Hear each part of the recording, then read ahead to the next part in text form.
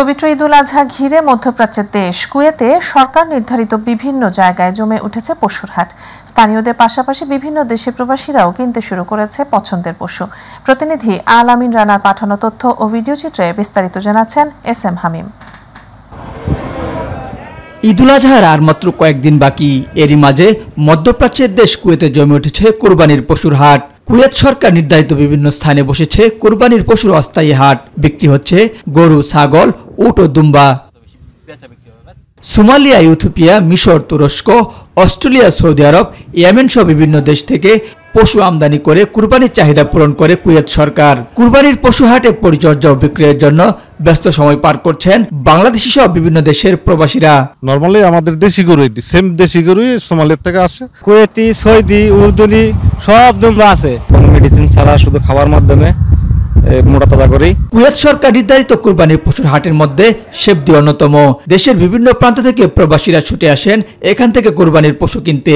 পশুর হাটগুলোতে স্থানীয় বাংলাদেশিদের পাশাপাশি প্রবাসী বাংলাদেশিদের আধিপত্য চোখে পড়ার মতো।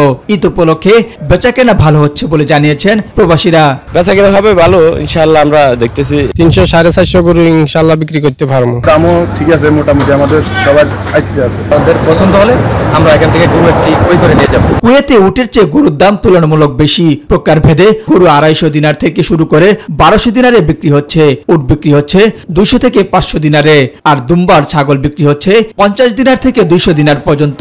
মধ্যপ্রাচ্যের অন্যান্য দেশের মতো কুয়েতে 16 জুন পবিত্র ঈদুল আজহা অনুষ্ঠিত হবে। এস.এম. হামিম, মাই টিভি। মালয়েশিয়ায় চলছে অবৈধ অভিবাসী প্রত্যাবাসন কর্মসূচি PRM। এই কর্মসূচির মাধ্যমে নিজ দেশে ফিরেছেন 61,054 জন নথিবিহীন প্রবাসী। মালয়েশিয়ার প্রতিনিধি আশরাফুল মামুন জানান, দেশটির ইমিগ্রেশন বিভাগের তথ্য মতে চলতি বছরের 1 মার্চ থেকে শুরু হওয়া প্রত্যাবাসন কর্মসূচিতে নিজ দেশের ফিরতে চলতি মাসের 9 জুন পর্যন্ত 70,379 জন অবৈধ অভিবাসীর নাম নিবন্ধন করেছেন। এর মধ্যে 9 জুন পর্যন্ত নিজ দেশে ফিরেছেন 61,054 জন। এ সংখ্যায় কতজন বাংলাদেশি ফিরেছেন তা এখনো জানা যায়নি। প্রত্যাবাসন কর্মসূচি চলতি বছরের 31 ডিসেম্বরের মধ্যে স্বেচ্ছায় 500 রিঙ্গিত জরিমানা দিয়ে নিজ দেশে ফিরে যেতে সুযোগ করে দিয়েছে সরকার। অন্যদিকে কর্মসূচির মাধ্যমে অবৈধ অভিবাসীদের দেশে চলে যেতে প্রতিনিয়ত আহ্বান জানাচ্ছে দেশটির সরকার ও স্থানীয় গণমাধ্যমগুলো।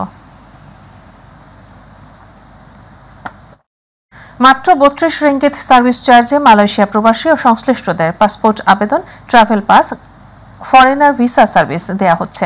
ম্যানুয়াল পদ্ধতির পরিবর্তে আধুনিক ডিজিটাল প্রযুক্তি ব্যবহার করে দ্রুত সেবা দিচ্ছে দূতাবাস। সেবা চালুর পর 5,000-এর বেশি পাসপোর্ট আবেদন করেছেন মালয়েশিয়ায় প্রবাসী বাংলাদেশিরা।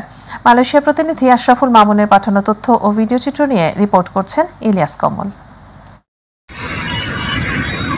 গত 18 এপ্রিল মালয়েশিয়ায় উদ্বোধন হয় পাসপোর্টের কার্যক্রম। 25 এপ্রিল থেকে আবেদন শুরু হয়। মালয়েশিয়ায় বাংলাদেশ দূতাবাসের হয়ে passport, travel pass, foreigner visa service দিচ্ছে সরকার অনুমোদিত বেসরকারি প্রতিষ্ঠান এক্সপের্ট সার্ভিসেস লিমিটেড।